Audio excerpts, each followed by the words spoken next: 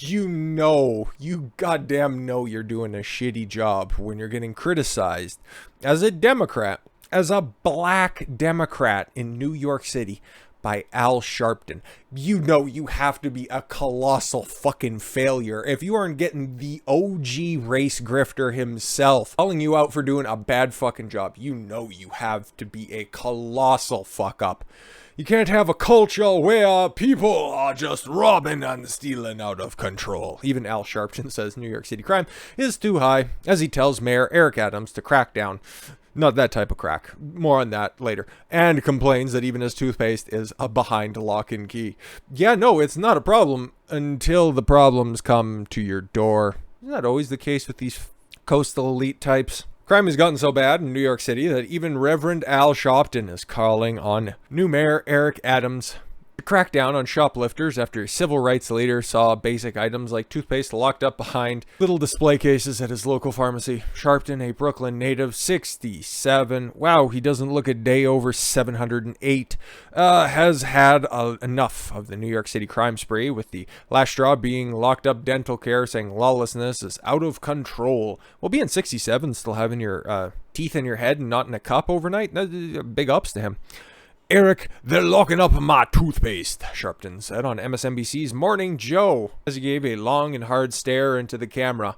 If you go into local pharmacies, Duane Reade or Rite Aid, any of them, and you gotta get someone to help assist you, they have a little button there. You hit the buzzer, the guy comes over and unlocks the toothpaste. We're talking about basic stuff here. Pharmacies like Duane Reade, CVS, and Rite Aid have always locked up certain items such as razor blades. Yeah, that's like that up here, okay, even in places like Superstore, Safeway, all of those places, they've had, or even if you just get the big jumbo packs from Costco, they're always just in an obnoxious amount of packaging, so you just can't stick them in your pocket because they're unnecessarily expensive. I don't know, but that whole racket when it comes to personal grooming products is another topic for another time. Rite Aid on Manhattan's Upper East Side will be closing due to brazen thieves hitting the store on multiple occasions. Shelves were already bare in the store located on the corner of 80th Street and 2nd Avenue, but it will shut its doors for good on February 15th, the manager told Daily Mail last month, a day after a thief was caught on video boldly sauntering out of the with shopping bags full of stolen goods. Oh, yes, employing and exporting some of those San Francisco-esque policies under 950, something like that. Can't quite remember. If you steal that much, if you just keep it under the limit, they won't prosecute you because Alvin Bragg, he's a good man. But yeah, no, that's what you have right now. Ain't that a bitch? Ain't that a fucking bitch? I remember when stuff behind the sliding glass like that used to be like video games, okay, ammunition at Walmart, you know, like the expensive stuff, not just a $2 toothpaste. Fucking. Host Joe Scarborough said Eric Adams, who has only been the mayor since January 1st, has fucked everything up, is surrounded by elected officials who want New York to remain chaotic. Yeah. Scarborough had been referring to Manhattan DA Alvin Bragg, 48. Okay, if you're presented with those two pictures, who looks 48 and who looks 61? Okay? He might be a disgrace of a mayor, but looking youthful. However, Sharpton cut to the mayor some slack. He black. Can't go too hard on him. You're going into my grift. And acknowledged that he's only been there 5 weeks, but noted that there's a debate in the criminal justice system about how to handle these issues. Yeah, prosecute them. Or just hire Judge Dredd. That'd be better. So, what's going to be the solution there? Send for the Cuomo. Listen, I'm not a big fan about this. I was not a big fan about him having to step away for the reasons that he did, okay? If you went after Cuomo on these nebulous sexual harassment claims, kind of like how we got to talk about Bauer once again earlier this week, these were just baseless Me Too accusations, and then once it hit the desk of the prosecutor's office, they're like, yeah, no, this is just baseless fucking jargon. What am I supposed to do with this? Wipe my ass with it? So now what's Cuomo going to be doing? Oh, he's looking to make a political comeback because he needs to get as many terms as his old man. It's in his fucking bones, dude. And to be fair, looking at the landscape of who could be governor for New York, he's better than Hochul. Okay, like, I know that's not exactly a high bar, and I wouldn't necessarily be clamoring for his return, but he's better than the alternative. Still, I'm holding out hope for Lee Zeldin on the other side of the aisle, but that ain't fucking likely. But still, shameless Andrew Cuomo's long-planned political comeback is underway, and believe it or not, Democrats might give this corrupt, power-hungry, alleged sex pest. No,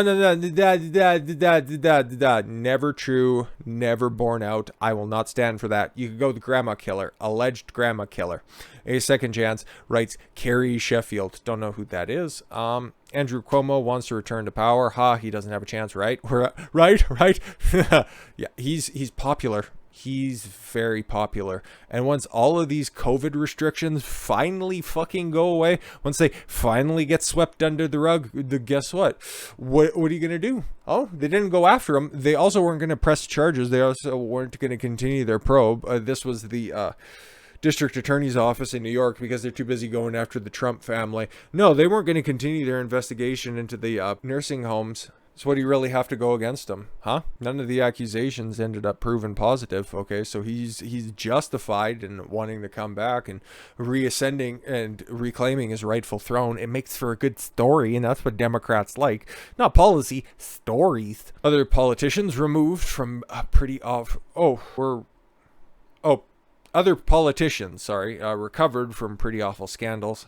All I seen was, Governor Blackface there, former Virginia Governor Ralph Northam, allegedly wore blackface in his medical school yearbook photo, unconvincingly denied, after he admitted, and then he consulted with his people and was like, no, that's not me, even though it's labeled me, and even though I admitted it was me, I never said it was me. I'm like, oh, okay, cool. And finished his term. His lieutenant governor, Justin Fairfax, was accused of sexual assault by 2 women. He also completed his term.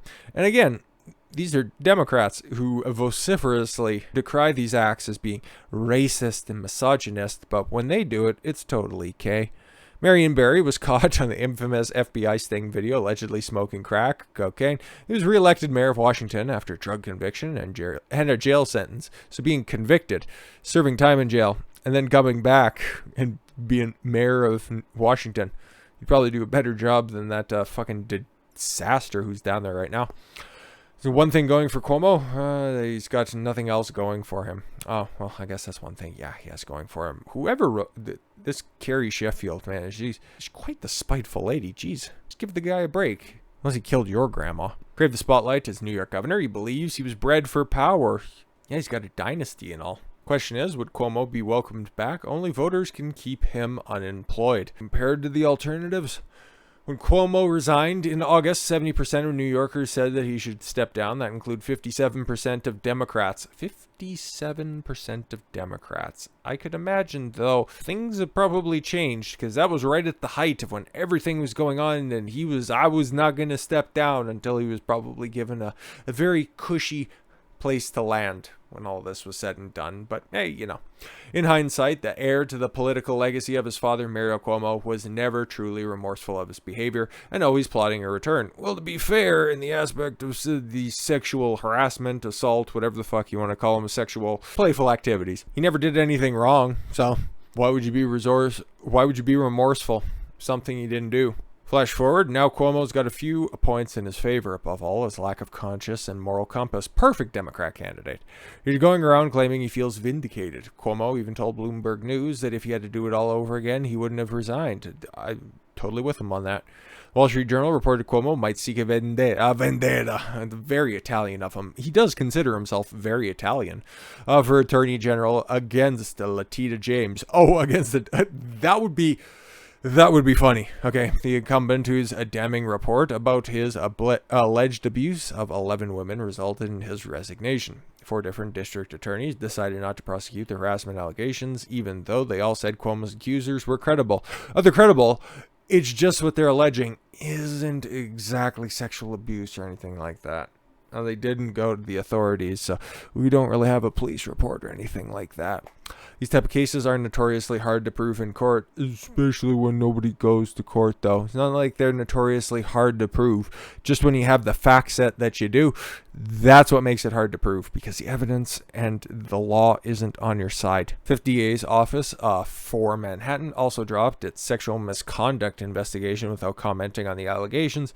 These type of cases, Throughout the pandemic, the media framed Cuomo as a liberal, grown-up alternative to then-President Donald Trump, who, he also has sexual misconduct cases against him, too. Well, guess what? Both of those just kind of go away, but guess who didn't walk away when the heat got turned up on him? Just the same. Cuomo enjoyed popular press from his daily pandemic press briefing, even snagging a Emmy, in contrast to media hostility towards Trump in a similar style briefing.